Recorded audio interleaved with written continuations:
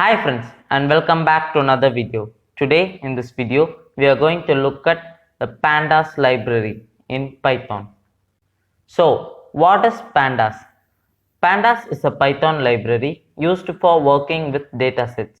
It has functions for analyzing, cleaning, exploring and manipulating data. The name pandas has a reference to both panel data and Python data analysis. It was created by Wes McKinney in 2008. So, why we need pandas? Pandas allows us to analyze big data and make conclusions based on statistical theories.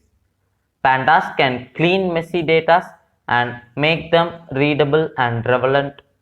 Relevant data is very important. Installing pandas.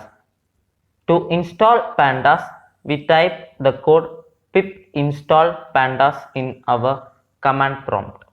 Alias for pandas. In Python, alias are an alternative name for referring to the same thing. So like how we used NP for Numpy, and in the similar way we use PD for pandas. Now let me show you how to install pandas. So first open your command prompt and here type pip install pandas and press enter. Now it will start installing pandas.